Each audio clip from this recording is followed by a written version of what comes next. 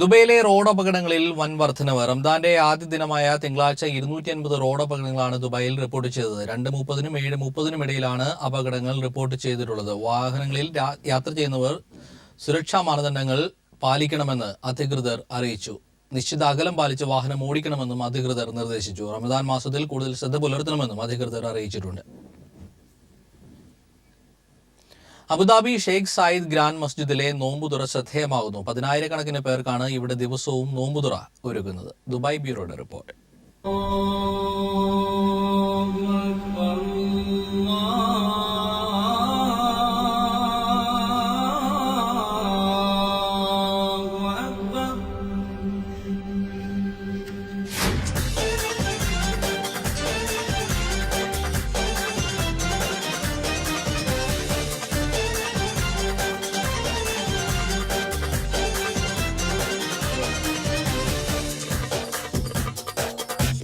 ലോകത്തെ 150-ലേറെ രാജ്യങ്ങളിൽ നിന്നുള്ളവരാണ് ഷെയ്ഖ് സായിദ് ഗ്രാൻഡ് മോസ്കിലെ നോമ്പുതുറക്കെത്തുന്നത്.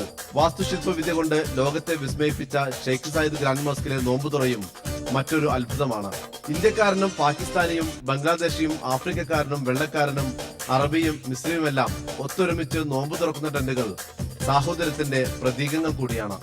UAE-യിലെ ഏറ്റവും വലിയ പള്ളിയിലേക്ക് അബുദാബി ആംഡ് ഫോഴ്സ് ഓഫീസേഴ്സ് ക്ലബിൽ നിന്നാണ് നോമ്പു തുറക്കുള്ള ഭക്ഷണം എത്തിക്കുന്നത്. ബിരിയാണിയും പഴവർഗ്ഗങ്ങളും ജ്യൂസും വെള്ളവുമെല്ലാം അടങ്ങിയ ഭക്ഷണ പാക്കറ്റാണ് നൽകുന്നത്. നോമ്പു തുറക്കാൻ എത്തുന്നവർക്കായി വിപുലമായ സൗകര്യങ്ങളാണ് ഗ്രാൻഡ് മോസ്കിൽ ഒരുക്കിയിരിക്കുന്നത്. ഗ്രാൻഡ് മോസ്കിന്റെ ചുറ്റിലുമായി ഒരുക്കിയ റമദാൻ ടെന്റുകളിൽ ദിവസവും ശരാശരി 30,000 പേർക്കുള്ള ഭക്ഷണ വിഭവങ്ങളാണ് ഒരുക്കിയിട്ടുള്ളത്. ജീവിതത്തിൽ ഒരിക്കലും മറക്കാനാകാത്ത അനുഭവമാണ് ഗ്രാൻഡ് മോസ്കിലെ നോമ്പുതുറ. 15 മണിക്കൂറോളം നീണ്ട വ്രതത്തിനൊടുവിൽ മനസ്സ് നിറഞ്ഞാണ് ഗ്രാൻഡ് മോസ്കിൽ നിന്ന് ഓരോരുത്തരും മടങ്ങുന്നത്. ജമാലുദ്ദീൻ, ദുബായ്. അബുദാബിയിലെ തലസ്ഥാന എമിറേറ്റിലെ സ്വകാര്യ സ്കൂളുകളുടെ നിലവാരം വിലയിരുത്തുന്നതിന് അബുദാബി വിദ്യാഭ്യാസ കൌൺസിൽ പരിശോധന നടത്തി. പകുതിയോളം സ്ഥാപനങ്ങളും നില മെച്ചപ്പെടുത്തിയതായാണ് റിപ്പോർട്ട്. മുൻവർഷത്തെ ഗുണമേന്മ റാങ്കിങ്ങിനേക്കാൾ മികച്ച നേട്ടമാണ് ഇത്തവണ 20-ലധികം സ്കൂളുകൾക്ക്. അതേസമയം മോശം നിലവാരമുള്ള സ്കൂളുകളുടെ പട്ടികയിൽ 2 ഇന്ത്യൻ സിലബസ് സ്ഥാപനങ്ങളാണ്. 2016 ജനുവരി-മാർച്ച് കാലയളവിലായി 42 സ്കൂളുകളിലായാണ് പരിശോധന നടന്നത്. സ്വകാര്യ സ്ഥാപനങ്ങളിലും പൊതുസ്ഥാപനങ്ങളിലും ജോലി ചെയ്യുന്ന തൊഴിലാളികളുടെ ഭാഗത്തു നിന്നുണ്ടാകുന്ന 16-ൽ പരം നിയമലംഘനങ്ങളുടെ പേരിൽ അവരെ ജോലിയിൽ നിന്നും പിരിച്ചുവിടുന്നതിനുള്ള പുതിയ വ്യവസ്ഥ സൗദി തൊഴിൽ സാമൂഹ്യക്ഷേമ മന്ത്രാലയം പുറപ്പെടുവിച്ചു. സ്വകാര്യ സ്ഥാപനങ്ങളിലും പൊതുസ്ഥാപനങ്ങളിലും ജോലി ചെയ്യുന്ന തൊഴിലാളികളുടെ ഭാഗത്തു നിന്നുണ്ടാവുന്ന 16-ൽ പരം നിയമലംഘനങ്ങളുടെ പേരിൽ അവരെ ജോലിയിൽ നിന്നും പിരിച്ചുവിടുന്നതിനുള്ള പുതിയ വ്യവസ്ഥയാണ് സൗദി തൊഴിൽ സാമൂഹ്യക്ഷേമ മന്ത്രാലയം പുറപ്പെടുവിച്ചത്. തൊഴിലുടമയ്ക്കോ ബന്ധപ്പെട്ട മേധാവിക്കോ രേഖാമൂലം വിവരം നൽകാതെയും അല്ലെങ്കിൽ പ്രത്യേക കാരണമില്ലാതെയും തൊഴിൽ കരാർപ്രകാരം 1 വർഷത്തിൽ 7 ദിവസം മുതൽ 10 ദിവസം വരെ ജോലിയിൽ ഹാജരാവാതിരുന്നാൽ ഇവരുടെ ശമ്പളം റദ്ദ് ചെയ്യുന്നതുൾപ്പെടെയുള്ള നിയമ നടപടികൾ സ്വീകരിക്കാം. 1 വർഷം തുടർച്ചയായി ജോലിയിൽ 15 ദിവസം ഹാജരായില്ലെങ്കിൽ ആനുകൂല്യമോ നഷ്ടപരിഹാരമോ നൽകാതെ ജോലിയിൽ നിന്നും പിരിച്ചും വിടാം. സ്ഥാപനത്തിന്റെ നിർദ്ദേശങ്ങളോ പരസ്യങ്ങളോ മറ്റ് വിവരങ്ങളോ നശിപ്പിക്കുകയോ കീറിക്കളയോ ചെയ്യുന്ന ഘട്ടത്തിൽ ശമ്പളത്തിൽ നിന്നും റദ്ദ് ചെയ്യുന്നതുൾപ്പെടെയുള്ള 3 പ്രാവശ്യം മുന്നറിയിപ്പ് നൽകിയ ശേഷം ആനുകൂല്യങ്ങൾ നൽകി പിരിച്ചുവിടാം. തൊഴിലിടങ്ങളിൽ എതിർലിംഗക്കാരുമായി മനഃപൂർവ്വം തനിച്ചിരിക്കുന്ന നിയമലംഘനത്തിന് 2 ദിവസം മുതൽ 5 ദിവസം വരെയുള്ള വേതനം റദ്ദ് ചെയ്യാനും വ്യവസ്ഥയുണ്ട്. സഹപ്രവർത്തകരെ ചീത്ത പറയുക, സോഷ്യൽ മീഡിയയിലൂടെ മറ്റും അവഹേളിക്കുക തുടങ്ങിയവയ്ക്കും വലിയ ശിക്ഷാ നടപടികൾ തന്നെ വ്യവസ്ഥ ചെയ്യുന്നുണ്ട്. മറ്റ് ജീവനക്കാരുടെ ആരോഗ്യത്തിന് ജീവനും അപകടമുണ്ടാക്കുന്ന വിധത്തിൽ ജോലിയിൽ നിസ്സംഗത പുലർത്തുകയും ഉപകരണങ്ങൾ അശ്രദ്ധയോടെ കൈകാര്യം ചെയ്യുകയും ചെയ്യുക തുടങ്ങിയവയ്ക്കെല്ലാം വലിയ ശിക്ഷാ നടപടികളാണ് വ്യവസ്ഥ ചെയ്യുന്നത്. News bureau, Riyadh. മസ്കറ്റിൽ എംബസി ഉദ്യോഗസ്ഥൻ ചമഞ്ഞ് വ്യാജ ഫോൺ കോളുകൾ ചെയ്യുന്നതായി എംബസി അധികൃതർ. ജനന തീയതി തിരുത്തൽ, passport, labour card, visa, emigration നടപടികൾ എന്നീ സേവനങ്ങൾക്ക് അപേക്ഷിക്കുന്നവരെ ഫോണിൽ വിളിച്ച് പ്രത്യേക ഫീസ് അടയ്ക്കാൻ ആവശ്യപ്പെടുകയും അല്ലെങ്കിൽ അവരുടെ അപേക്ഷകൾ സ്വീകരിക്കുകയില്ലെന്ന് ഭീഷണിപ്പെടുത്തുകയും ചെയ്യുന്നതായാണ് വിവരം. എന്നാൽ ഇത്തരത്തിലുള്ള ഫോൺ കോളുകൾക്ക് മറുപടി നൽകരുതെന്ന് ഇന്ത്യൻ എംബസി അറിയിച്ചു. ഫോൺ കോൾ ലഭിക്കുന്ന ഇന്ത്യൻ പൗരന്മാർ എത്രയും വേഗം മസ്കറ്റ് ഇന്ത്യൻ എംബസിയെ വിവരം അറിയിക്കണമെന്നും അധികൃതർ പറഞ്ഞു.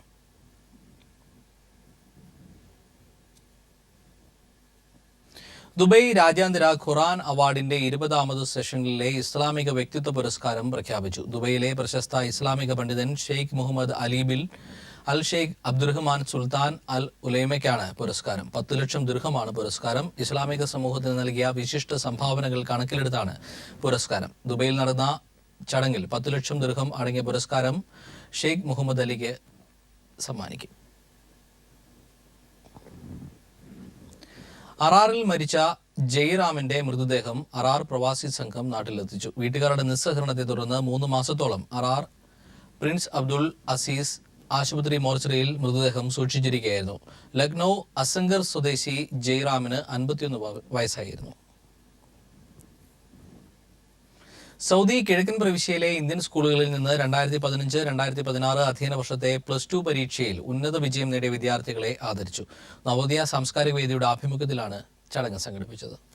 സയൻസ് വിഷയത്തിൽ ആദ്യ 3 സ്ഥാനങ്ങൾ നേടിയ സമർഷ, ഷാലു ഫ്രാൻസിസ്, ക്ലാരിൻ പ്രീതിയ ഡിസൂസ എന്നിവർക്ക് Thiruvananthapuram government medical college principal doctor Thomas Mathew അവാർഡുകൾ കൈമാറി. കൊമേഴ്സ് വിഷയത്തിൽ ആദ്യ 3 സ്ഥാനങ്ങൾ നേടിയ യുസ്ര ഖാൻ, സൈമ അബ്ദുൾ സമദ്, പവിത്ര പ്രീത ജയകുമാർ എന്നിവർക്ക് Dammam international Indian school managing committee chairman Abdul Waris അവാർഡുകൾ സമ്മാനിച്ചു. ഹ്യൂമാനിറ്റീസ് വിഷയത്തിൽ നെഹ്മദ് ഫാത്തിമ, റഫാത്ത് ജഹാൻ ഷെയ്ഖ്, ഷാനിമ ഷംസ, നിക്കോൾ ജെയിംസ് എന്നിവർക്കുള്ള അവാർഡുകൾ യഥാക്രമം കൊസാമ international Indian school principal Gopinath Menon, Dammam international school managing committee മുൻ ചെയർമാൻ തിരുനാവക്കരശ് എന്നിവർ കൈമാറി.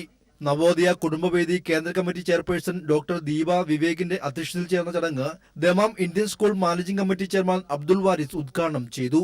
തിരുവനന്തപുരം മെഡിക്കൽ കോളേജ് പ്രിൻസിപ്പലും ഗവൺമെന്റ് തല അവയവദാന പദ്ധതിയായ മൃതസഞ്ജീവനിയുടെ സംസ്ഥാന കൺവീനറുമായ ഡോക്ടർ തോമസ് മാത്യു മുഖ്യാതിഥിയായി. കുടുംബവേദി ഉപദേശക സമിതി അംഗം ശിവൻ മേനോൻ, നവോദയ ജനറൽ സെക്രട്ടറി പ്രഭാകരൻ കണ്ണൂർ എന്നിവർ സംസാരിച്ചു. നവോദയ സംഘടിപ്പിക്കുന്ന അവയവദാന ബോധവൽക്കരണ ക്യാമ്പയിനെക്കുറിച്ചും അതിന്റെ പ്രാധാന്യത്തെക്കുറിച്ചും ഡോക്ടർ തോമസ് മാത്യു വിശദീകരിച്ചു. ഡോക്ടർമാർക്കുള്ള നവോദയയുടെ ഉപഹാരം EM കബീർ സമ്മാനിച്ചു. News bureau, Dammam. ഇന്ത്യൻ എംബസിയുടെയും നവയുഗം സാംസ്കാരിക വേദി ജീവകാരുണ്യ പ്രവർത്തകരുടെയും സംയോജിതമായ ഇടപെടൽ വഴി വനിതാ തർഹീലിൽ കഴിഞ്ഞിരുന്ന 2 ഇന്ത്യൻ വനിതകൾ നിയമ നടപടികൾ പൂർത്തിയാക്കി നാട്ടിലേക്ക് മടങ്ങി. തെലങ്കാന ഹൈദരാബാദ് സ്വദേശിനികളായ ഫാത്തിമ ബീഗം, മറിയം ഫാത്തിമ എന്നിവരാണ് നാട്ടിലേക്ക് മടങ്ങിയത്. അസീർ പ്രവാസി സംഘം ഖമീസ് മുഷെയ്ദ് ഏരിയ കമ്മിറ്റിയുടെ ആഭിമുഖ്യത്തിൽ കഴിഞ്ഞ 3 മാസമായി നടന്നുവന്ന ചെസ് ക്യാരംസ് ടൂർണമെന്റിന്റെ ഫൈനലും സമ്മാന വിതരണവും ജുബിൽ റൂഫ് ഗാർഡനിൽ നടന്നു. ക്യാരംസ് ഡബിൾസിൽ കാസ്കിനു വേണ്ടി കളിച്ച ഷിയാസ്, റഫീഖ്, താനൂർ ടീം വിജയികളായി. ക്യാരംസ് സിംഗിൾസിൽ 1ാം സ്ഥാനം മനാഫ് മെത്തേഡവും, ഡബിൾസിൽ 2ാം സ്ഥാനം സലീം മരൂഫു ടീമും, സിംഗിൾസിൽ 2ാം സ്ഥാനം ജാഫർ ഇല്ലിഗലും നേടി. ചെസ് ടൂർണമെന്റിൽ 1ാം സ്ഥാനം ഫുജൈനും 2ാം സ്ഥാനം ഷെഫീഖും കരസ്ഥമാക്കി. നവയുഗം റാസ് അൽ ഖൈർ മേഖലാ കമ്മിറ്റിയുടെ 3ാം വാർഷികത്തോടനുബന്ധിച്ച് സാംസ്കാരിക സമ്മേളനവും ONV ഗാനസന്ധ്യയും അരങ്ങേറി.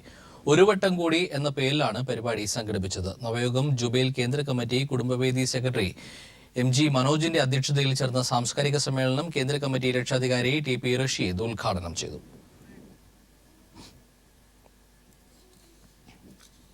ഇടവേള. തിരികെ വാർത്തയിലേക്ക്. കോഴിക്കോട് മലാപ്പറമ്പ് AUP സ്കൂൾ അടച്ചുപൂട്ടി. AEO എത്തി രേഖകൾ ഏറ്റുവാങ്ങി. സ്കൂൾ താൽക്കാലികമായി കോഴിക്കോട് കളക്ടറേറ്റ് കോൺഫറൻസ് ഹാളിലേക്ക് മാറ്റി. മലാപ്പറമ്പ് സ്കൂൾ ഏറ്റെടുക്കാനുള്ള സംസ്ഥാന സർക്കാരിന്റെ തീരുമാനത്തെ ആഹ്ലാദത്തോടെയാണ് സമരസമിതിയും നാട്ടുകാരും സ്വീകരിച്ചത്. എന്നാൽ തൊട്ടു പിന്നാലെ സ്കൂൾ അടച്ചുപൂട്ടാനുള്ള ഉത്തരവ് നടപ്പിലാക്കാൻ ഹൈക്കോടതി നിർദ്ദേശിച്ചതോടെ ആശങ്കയുടെ നിമിഷങ്ങളായി.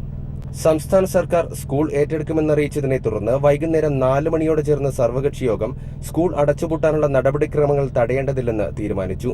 കളക്ടർ N പ്രശാന്തും വിദ്യാഭ്യാസ ഉപഡയറക്ടർ ഗിരീഷ് ചോലയിലും സർവകക്ഷി യോഗത്തിലെത്തി വിദ്യാർത്ഥികൾക്ക് കളക്ടറേറ്റിൽ പഠന സൗകര്യമൊരുക്കുമെന്ന് അറിയിച്ചു. ഈ ഗവൺമെന്റ് LDF ഗവൺമെന്റ് വന്നതിന് ശേഷമാണ് അപ്പീൽ പോയത് സുപ്രീം കോടതിയിൽ. ആ അപ്പീൽ പരിഗണിക്കാതെ വന്നപ്പോൾ ഞങ്ങൾ ഉന്നയിച്ച ആവശ്യം പരിഗണിച്ചുകൊണ്ട് ഈ സ്കൂൾ അക്വയർ ചെയ്തെടുക്കാൻ ഗവൺമെന്റ് ഇന്ന് ക്യാബിനറ്റ് തീരുമാനിച്ചു. അപ്പോൾ നമ്മളെ സംബന്ധിച്ചിടത്തോളം ഇവിടെ ഈ സ്കൂൾ നിലനിന്ന് കിട്ടണമെന്നുള്ളതാണ്. അതിനുവേണ്ടി ഏത് കാര്യങ്ങളുമായിട്ട് ഞങ്ങൾ സഹകരിക്കാൻ തയ്യാറാണ്. പക്ഷേ ഞങ്ങളെ കുട്ടികളെ ഏറ്റവും ഭദ്രമായിട്ട് ഇവിടെ പഠിപ്പിക്കണമെന്ന് ഞങ്ങൾ ആവശ്യപ്പെട്ടിട്ടുണ്ട്. ഇത് പൊതുസ്വത്താണ്, അത് സംരക്ഷിക്കുന്ന ആ കാര്യവും ഞങ്ങൾ കലക്ടറുടെ ശ്രദ്ധപ്പെടുത്തിയിട്ടുണ്ട്. ആവശ്യമായ നടപടി സ്വീകരിപ്പിക്കാമെന്ന് പറഞ്ഞിട്ടുണ്ട്. തുടർന്ന് കളക്ടറുടെ നേതൃത്വത്തിൽ വിദ്യാർത്ഥികളെയും അധ്യാപകരെയും കളക്ടറേറ്റിലേക്ക് മാറ്റി. 5 മണിയോടെ AEO KS കുസുമം സ്ഥലത്തെത്തി നടപടിക്രമങ്ങൾ പൂർത്തിയാക്കി സ്കൂളിന് താഴിട്ടു. നാളെ മുതൽ വിദ്യാർത്ഥികൾ കളക്ടറേറ്റിലൊരുക്കുന്ന പ്രത്യേക സൗകര്യത്തിൽ പഠനം നടത്തും. നിയമ നടപടികൾ പൂർത്തിയാക്കി സർക്കാർ ഉടൻ തന്നെ സ്കൂൾ ഏറ്റെടുക്കുമെന്ന പ്രതീക്ഷയിലാണ് സമരസമിതി പ്രവർത്തകർ. അതുവരെ സ്കൂളിന് മുന്നിൽ പ്രതിഷേധ സമരം തുടരും. Siju Kannan, news bureau, Kozhikode. Malaparamba AUP school ഉൾപ്പെടുന്ന ഉൾപ്പെടെ പൂട്ടുന്ന 4 സ്കൂളുകൾ ഏറ്റെടുക്കാൻ സർക്കാർ തീരുമാനം. കോടതി വിധിക്ക് വിധേയമായിട്ടാകും നടപടികളെന്നും സർക്കാർ വ്യക്തമാക്കി. സ്കൂളുകൾ റിയൽ എസ്റ്റേറ്റ് ബിസിനസ് ആകാൻ അനുവദിക്കില്ലെന്ന് മുഖ്യമന്ത്രി പിണറായി വിജയൻ പറഞ്ഞു. പൊതുവിദ്യാഭ്യാസം സംരക്ഷിക്കാൻ ഏതറ്റം വരെയും പോകുമെന്ന് വിദ്യാഭ്യാസ മന്ത്രി പ്രൊഫസർ സി രവീന്ദ്രനാഥും കൂട്ടിച്ചേർത്തു. അതേസമയം മലാപ്പറമ്പ് സ്കൂൾ ഏറ്റെടുക്കാനുള്ള സർക്കാർ തീരുമാനം ഹൈക്കോടതി അംഗീകരിച്ചില്ല. ആദ്യം കോടതി ഉത്തരവ് നടപ്പാക്കാനും ബാക്കി കാര്യങ്ങൾ പിന്നീട് തീരുമാനിക്കാമെന്നും ഹൈക്കോടതി വ്യക്തമാക്കി. മലാപ്പറമ്പ് AUP സ്കൂൾ, മാങ്ങാട്ടുമുറി, കിരാലൂർ, പാലോട്ടുവയൽ എന്നീ സ്കൂളുകൾ ഏറ്റെടുക്കാനാണ് സർക്കാർ തീരുമാനം. മാനേജ്മെന്റിന് നഷ്ടപരിഹാരം നൽകിയായിരിക്കും സ്കൂളുകൾ ഏറ്റെടുക്കുക. സ്കൂളുകൾ അടച്ചു അതൊരു റിയൽ എസ്റ്റേറ്റ് ഏർപ്പാടാക്കുക എന്നതിനോട് ഗവൺമെന്റ് യോജിപ്പില്ല.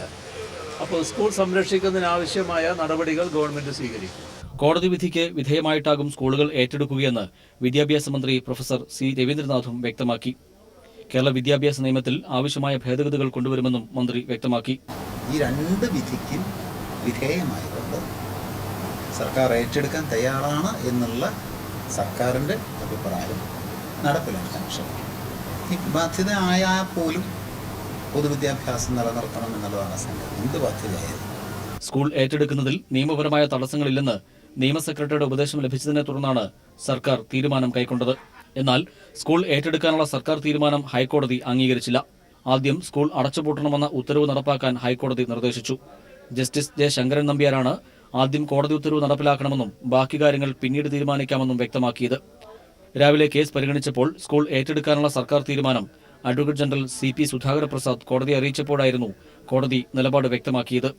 സ്കൂൾ അടച്ചുപൂട്ടിയ ശേഷം കോടതിയെ അറിയിക്കണമെന്നും ജസ്റ്റിസ് ജെ ശങ്കരൻ നമ്പ്യാർ ഉത്തരവിട്ടു. വെള്ളിയാഴ്ച കേസ് വീണ്ടും പരിഗണിക്കും. അതേസമയം കോടതി വിധി സ്വാഗതം ചെയ്യുന്നുവെന്നും സ്കൂൾ ഏറ്റെടുക്കാനുള്ള സർക്കാർ തീരുമാനത്തിനെതിരെ നിയമ നടപടികളുമായി മുന്നോട്ടു പോകുമെന്നും സ്കൂൾ മാനേജർ പത്മകുമാർ വ്യക്തമാക്കി. News bureau, Thiruvananthapuram, Kochi. മലാപ്പറമ്പ് സ്കൂളിന് പിന്നാലെ തൃശൂർ കിരാലൂർ സ്കൂളും സർക്കാർ ഏറ്റെടുക്കുമെന്ന പ്രഖ്യാപനം വന്നതോടെ ആഹ്ലാദത്തിലാണ് വിദ്യാർത്ഥികളും അധ്യാപകരും. സ്കൂൾ സർക്കാർ ഏറ്റെടുക്കുന്നതോടെ 40 കുട്ടികൾക്കാണ് അധ്യയന സൗകര്യങ്ങൾ തിരികെ ലഭ്യമാവുന്നത്. സർക്കാർ തീരുമാനത്തെ സ്വാഗതം ചെയ്യുന്നതായി രക്ഷിതാക്കൾ പ്രതികരിച്ചു. സുപ്രീം കോടതി നിർദ്ദേശത്തെ തുടർന്ന് മെയ് 30 അടച്ചുപൂട്ടിയ കിരാലൂർ പരശുരാമ മെമ്മോറിയൽ LP സ്കൂളാണ് സർക്കാർ ഏറ്റെടുക്കുന്നത്. സ്കൂൾ അടച്ചുപൂട്ടിയെങ്കിലും പ്രതിഷേധ സൂചകമായി പ്രവേശനോത്സവം നടത്തി സ്കൂളിൽ ക്ലാസ് നടത്തി വരികയായിരുന്നു. മലാപ്പറമ്പ് സ്കൂളിന് പിന്നാലെ കിരാലൂർ സ്കൂളും സർക്കാർ ഏറ്റെടുക്കുമെന്നറിഞ്ഞതോടെ വിദ്യാർത്ഥികൾക്കൊപ്പം അധ്യാപകരും ആഹ്ലാദത്തിലായി. അതുപോലെ മറ്റ് ഓഫീസർമാര്, സർക്കാര് എല്ലാവരും ഇതില് പങ്കാളികളാണ്. അവരോട് പ്രത്യേകം നന്ദി പറയുന്നു. സ്കൂളിന് മുന്നിൽ പ്രതിഷേധ സമരം നടത്തിവന്ന രക്ഷിതാക്കളും സർക്കാർ തീരുമാനത്തെ സ്വാഗതം ചെയ്തു. കുഞ്ഞുമക്കൾക്ക് ഈ ടീച്ചർമാരെ തിരിച്ചു കിട്ടി, ഈ സ്കൂൾ തിരിച്ചു കിട്ടി, അതിൽ വളരെയധികം സന്തോഷിക്കുന്നു. സാമ്പത്തിക ബുദ്ധിമുട്ടുകൾ മൂലം സ്വകാര്യ സ്കൂളുകളിൽ കുട്ടികളെ അയക്കാനാവാതെ പ്രതിസന്ധിയിലായിരുന്നു രക്ഷിതാക്കൾ. സമരം വിജയം കണ്ടതോടെ ഇവർക്കുണ്ടായ ആശ്വാസം ചെറുതല്ല. ഇത്ര വേഗം സർക്കാർ ഏറ്റെടുക്കുന്നു വിചാരിച്ചില്ല. ഞങ്ങളൊക്കെ പഠിച്ചു വളർന്ന സ്കൂളും കൂടിയാണത്. ഈ നാട്ടിലൊരു പൊതു സ്കൂളും കൂടിയാണ്. തിരിച്ചു കിട്ടിയാൽ വളരെയധികം സന്തോഷമുണ്ട്. തീരുമാനമറിഞ്ഞതോടെ സ്കൂളിന് മുന്നിൽ സമരം നടത്തിവന്ന സ്കൂൾ സംരക്ഷണ സമിതി സർക്കാരിന് അഭിവാദ്യങ്ങൾ അർപ്പിച്ചു. News bureau, Thrissur. തിരുവനന്തപുരം അവണാംകുഴിയിൽ അമിത വേഗതയിലെത്തിയ ജീപ്പ് ഇടിച്ച് ഒരു സ്ത്രീ അടക്കം 4 പേർ മരിച്ചു. നിയന്ത്രണം വിട്ട ജീപ്പ് ആദ്യം ഓട്ടോയിലും തുടർന്ന് ബൈക്കിലും ഇടിക്കുകയായിരുന്നു. ജീപ്പ് ഡ്രൈവർ മദ്യപിച്ചതാണ് അപകട കാരണം. അമിത വേഗതയിലെത്തിയ ജീപ്പ് ആവണാംകുടി ജംഗ്ഷനിൽ വെച്ച് ഓട്ടോറിക്ഷയിലാണ് ആദ്യം ഇടിച്ചത്. നിയന്ത്രണം വിട്ട ജീപ്പ് സമീപത്തുണ്ടായിരുന്ന ബൈക്ക് യാത്രക്കാരനെയും ഇടിച്ചു തെറിപ്പിച്ചു. നെല്ലിമൂട് കണ്ണറവള സ്വദേശിയായ യോഹന്നാൻ, കാഞ്ഞിരംകുളം ചാവടിമുക്ക് സ്വദേശിയായ ശശി, ഓട്ടോ ഡ്രൈവർ രാജേന്ദ്രൻ, ഓട്ടോറിക്ഷയിലെ യാത്രക്കാരിയായ ഒരു സ്ത്രീ എന്നിവരാണ് മരണമടഞ്ഞത്. മരിച്ചവരുടെ മൃതദേഹം നെയ്യാറ്റിങ്കര താലൂക്ക് ആശുപത്രിയിലും നിംസ് ആശുപത്രിയിലും തിരുവനന്തപുരം മെഡിക്കൽ കോളേജിലുമാണ് ഉള്ളത്. ജീപ്പ് ഓടിച്ചിരുന്ന കാരക്കാമണ്ഡപം സ്വദേശിയായ വിജയകുമാർ, സഹയാത്രികൻ സുനിൽകുമാർ എന്നിവരെ നെയ്യാറ്റിങ്കര പോലീസ് കസ്റ്റഡിയിലെടുത്തു. ജീപ്പിലുണ്ടായിരുന്നവർ മദ്യപിച്ചതാണ് അപകടമുണ്ടാവാൻ കാരണം. നെയ്യാറ്റിങ്കര MLA കെ ആൻസലിന് ഉൾപ്പെടെയുള്ള ജനപ്രതിനിധികൾ സംഭവസ്ഥലത്തെത്തി രക്ഷാപ്രവർത്തനത്തിന് നേതൃത്വം നൽകി. News bureau, Thiruvananthapuram. സർക്കാർ ജീവനക്കാർ അർപ്പണബോധത്തോടെ പ്രവർത്തിക്കണമെന്ന് മുഖ്യമന്ത്രി പിണറായി വിജയൻ. സെക്രട്ടേറിയറ്റിലെ ഇടനിലക്കാരെ നിലയ്ക്ക് നിർത്തണമെന്നും ഫയലുകളിൽ നിശ്ചിത സമയത്തിനുള്ളിൽ തീരുമാനമെടുക്കണമെന്നും മുഖ്യമന്ത്രി പറഞ്ഞു. സെക്രട്ടേറിയറ്റിലെ ജീവനക്കാരെ അഭിസംബോധന ചെയ്ത് സംസാരിക്കുകയായിരുന്നു പിണറായി വിജയൻ. ഈ നെഗറ്റീവ് ഫയൽ നോട്ട് സമ്പ്രദായത്തിന് പകരം ഒരു പോസിറ്റീവ് ഫയൽ നോട്ട് സമ്പ്രദായം നാം സ്വീകരിക്കേണ്ടതായിട്ടുണ്ട്. എങ്ങനെയൊക്കെ ജനങ്ങളെ സഹായിക്കാം, ഇതായിരിക്കണം സ്വാഭാവികമായും നാം ഫയൽ നോക്കുമ്പോൾ അടിസ്ഥാനമായി സ്വീകരിക്കേണ്ട സമീപനം. അഴിമതി, കൈക്കൂലി അടക്കമുള്ള ദുഷിപ്പുകളിൽ നിന്ന് മാറി നിൽക്കാൻ ജീവനക്കാർക്ക് കഴിയണമെന്നും മുഖ്യമന്ത്രി ആവശ്യപ്പെട്ടു. നിങ്ങൾ അഴിമതി മുക്തരായാൽ മാത്രം പോരാ, നിങ്ങളെ ഉപയോഗിച്ച് അഴിമതി നടത്താൻ തയ്യാറാകുന്നവരുണ്ടെങ്കിൽ അത് തടയാനുള്ള ജാഗ്രത കൂടി നിങ്ങൾ പ്രകടിപ്പിക്കേണ്ടതായിട്ടുണ്ട്. അഴിമതിക്ക് നേരെ ഒരു വിട്ടുവീഴ്ചയും ഉണ്ടാകില്ല. ഉദ്യോഗസ്ഥർ നിശ്ചിത സമയത്തിനുള്ളിൽ ഫയലുകളിൽ തീരുമാനമെടുക്കണമെന്ന് പറഞ്ഞ മുഖ്യമന്ത്രി കൃത്യമായി ജീവനക്കാർ ഓഫീസിലെത്തി അവരുടെ കസേരകളിലിരുന്ന് ജോലി ചെയ്യാൻ തയ്യാറാകണമെന്നും പറഞ്ഞു. ഫയലുകളിൽ കാലതാമസം വരുത്തുന്നവർ തന്നെ അതിന് മറുപടി പറയാൻ ബാധ്യസ്ഥരാണെന്നും മുഖ്യമന്ത്രി ഓർമ്മിപ്പിച്ചു. അഴിമതി രഹിതവും സുതാര്യവുമായ ഒരു നവകേരളത്തിന്റെ സൃഷ്ടിക്കാണ് ഈ സർക്കാർ ശ്രമിക്കുന്നത്. ഇക്കാര്യത്തിൽ നിങ്ങൾ എല്ലാവരുടെയും കലവറയില്ലാത്ത പിന്തുണയാണ് സർക്കാർ പ്രതീക്ഷിക്കുന്നത്. News bureau, Thiruvananthapuram. മുഖ്യമന്ത്രിയുടെ മാധ്യമ ഉപദേഷ്ടാവായി ജോൺ ബ്രിട്ടാസിനെ നിയമിച്ചു. അഡ്വക്കേറ്റ് MK ദാമോദരനെ മുഖ്യമന്ത്രിയുടെ നിയമ ഉപദേഷ്ടാവായി നിയമിക്കാനും മന്ത്രിസഭാ യോഗം തീരുമാനിച്ചു. പ്രതിഫലം കൂടാതെയാണ് ഇരുവരുടെയും നിയമനം. മേജർ K മനോജ് കുമാറിന്റെ കുടുംബത്തിന് 5 സെന്റ് സ്ഥലവും വീടും അനുവദിക്കാനും മന്ത്രിസഭാ യോഗത്തിൽ തീരുമാനമായി. മുഖ്യമന്ത്രിയുടെ മാധ്യമോപദേഷ്ടാവായി ജോൺ ബ്രിട്ടാസിനെ നിയമിക്കാൻ ഇന്ന് ചേർന്ന മന്ത്രിസഭാ യോഗം തീരുമാനിച്ചു. പ്രതിഫലം കൂടാതെയുള്ളതാണ് നിയമനം. അഡ്വക്കേറ്റ് MK ദാമോദരനെ പ്രതിഫലം കൂടാതെയുള്ള നിയമോപദേഷ്ടാവായും നിയമിച്ചു. VSSC ഡയറക്ടറായിരുന്ന ചന്ദ്രദത്തനെ ശാസ്ത്രോപദേഷ്ടാവായി നിയമിച്ചതും പ്രതിഫലം കൂടാതെയാണ്. VJ കുര്യൻ IASനെ ജലവിഭവ വകുപ്പ് അഡീഷണൽ സെക്രട്ടറിയായി നിയമിച്ചു. കോസ്റ്റൽ ഷിപ്പിംഗ്, ഇൻലാൻഡ് നാവിഗേഷൻ, അന്തർ സംസ്ഥാന ജലസെൽ എന്നിവയുടെ അധിക ചുമതല കൂടി ഇദ്ദേഹത്തിനുണ്ടാകും. ഗതാഗത വകുപ്പ് സെക്രട്ടറി ജ്യോതിലാലിന് മൃഗസംരക്ഷണം, ഡയറി, മൃഗശാല എന്നിവയുടെ അധിക ചുമതല നൽകി. ഡോക്ടർ B അശോകിനെ ആയുഷ് വകുപ്പ് സെക്രട്ടറിയായി നിയമിച്ചു. റാണി ജോർജ് IASന് മ്യൂസിയം, ആർക്കിയോളജി, ആർക്കൈവ്സ് വകുപ്പുകളുടെ അധിക ചുമതല നൽകി. T ഭാസ്കരനെ ലാൻഡ് ബോർഡ് സെക്രട്ടറിയായി നിയമിച്ചു. പത്മകുമാറിനെ ലാൻഡ് റവന്യൂ ബോർഡ് ജോയിന്റ് സെക്രട്ടറിയായി നിയമിച്ചു. കയർ വകുപ്പ് ഡയറക്ടറുടെ അധിക ചുമതലയും ഇദ്ദേഹത്തിനുണ്ടാകും. കൊച്ചി ക്യാൻസർ ഇൻസ്റ്റിറ്റ്യൂട്ടിന്റെ ഡയറക്ടറുടെ അധിക ചുമതല ജില്ലാ കളക്ടർ രാജമാണിക്യത്തിന് നൽകാനും മന്ത്രിസഭാ യോഗം തീരുമാനിച്ചു. മഹാരാഷ്ട്രയിലെ കേന്ദ്ര ആയുധ സംഭരണശാലയിലുണ്ടായ തീപിടുത്തത്തിൽ മരിച്ച മേജർ K മനോജ് കുമാറിന്റെ കുടുംബത്തിന് 5 സെന്റ് സ്ഥലവും വീടും അനുവദിക്കാനും മന്ത്രിസഭാ യോഗം തീരുമാനിച്ചു. മനോജ് കുമാറിന്റെ മാതാപിതാക്കൾക്ക് പ്രതിമാസം 5000 രൂപ പെൻഷൻ നൽകും. മനോജിന്റെ ഭാര്യയുടെ വിദ്യാഭ്യാസ യോഗ്യതയ്ക്കനുസരിച്ചുള്ള ജോലി നൽകാൻ കേന്ദ്ര സർക്കാരിനോട് സർക്കാർ അഭ്യർത്ഥിക്കും. അത് നിരസിക്കപ്പെട്ടാൽ സംസ്ഥാന സർക്കാരിന്റെ കീഴിൽ സൂപ്പർ ന്യൂമറി തസ്തിക സൃഷ്ടിച്ച് ജോലി നൽകും. തിരുവനന്തപുരം, ആലപ്പുഴ, കണ്ണൂർ ജില്ലകളിൽ കഴിഞ്ഞ ദിവസങ്ങളിൽ മുങ്ങിമരിച്ചവർക്ക് 2 ലക്ഷം രൂപ കൂടി അനുവദിക്കാനും മന്ത്രിസഭാ യോഗം തീരുമാനിച്ചു. സ്കൂൾ പ്രവേശന ദിവസം സ്കൂൾ വരാന്തയിൽ തൂൺ തകർന്ന് വീണു മരിച്ച മുഖത്തലയിലെ നിശാന്തിന്റെ കുടുംബത്തിന് 3 ലക്ഷം രൂപ ധനസഹായം നൽകാനും ഇന്ന് ചേർന്ന മന്ത്രിസഭാ യോഗം തീരുമാനിച്ചു. News bureau, Thiruvananthapuram. ഇനി റംസാൻ കാഴ്ചകൾ. Big mart supermarket Ramadan വിശേഷങ്ങൾ നിങ്ങൾക്കായി സമർപ്പിക്കുന്നത് big mart hypermarket and supermarket. ഈ പുണ്യ റമദാൻ മാസത്തിൽ ബിഗ് മാർട്ടിൽ നിന്നും ഷോപ്പ് ചെയ്യൂ, കൈനിറയെ സമ്മാനങ്ങൾ നേടൂ. കേരളത്തിലെ പ്രധാന മുസ്ലിം രാജവംശമായ അറക്കൽ രാജവംശത്തിന്റെ പ്രൗഢിയും സംസ്കാരവും കാത്തുസൂക്ഷിക്കുന്ന കണ്ണൂർ സിറ്റി ഒരു പൈതൃക സിറ്റി കൂടിയാണ്. അന്നും ഇന്നും സിറ്റിയിലെ റംസാൻ നാളുകൾക്ക് ഏറെ വൈവിധ്യങ്ങളുണ്ട്.